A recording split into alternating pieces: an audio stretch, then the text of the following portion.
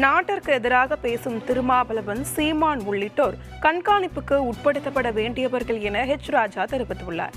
மதுரையில் செய்தியாளர்களிடம் பேசிய பாஜக மூத்த தலைவர் ராஜா, காஷ்மீர் பயங்கரவாத தாக்குதல் விவகாரத்தில் நாட்டிற்கு எதிராக பேசும் திருமாவளவன், சீமான், சித்தராமையா உள்ளிட்டோரை கண்காணிக்க வேண்டும் என கூறினார்.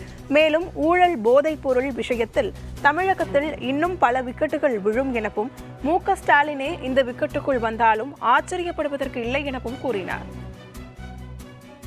நீங்கள் தேசத்திற்கு எதிராக பாகிஸ்தானுக்கு ஆதரவாக பேசுறத நிறுத்தி கொள்ள வேண்டும். இல்லை என்றால் நாமளும் விரும்புகிறோம், நாம் ஒன்றும் we are not war mongers. ஆனால் ஒரு கால் யுத்தம் வருமானால் இவர்கள் இந்த நாட்டுக்கு எதிராக செயல்பட மாட்டார்கள்னு யாராவது உறுதி சொல்ல முடியுமா? நான் கேட்குற இந்த திருமாவளவனுக்கு நியாயமே தெரியாதா? இந்த நாட்டு பற்றே இருக்காதா? நாட்டுக்கு எதிராக பேசுறது தான் இவருக்கு நிலைமையா?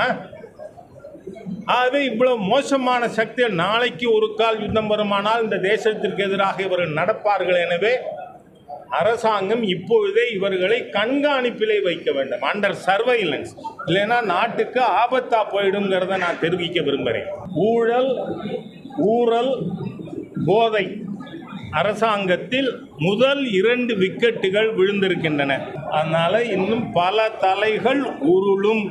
ஏன்னா அடுத்து கேப்டன், வைஸ் கேப்டனா தெரியல, எனக்கு நான் சொல்ல முடியாது. திருக்கைலாய பரம்பரை தருமபுரம் ஆதீனம் தலைமையில் 6வது அனைத்துலக சைவ சித்தாந்த மாநாடு மே 3, 4, 5 SRM பல்கலைக்கழகம்.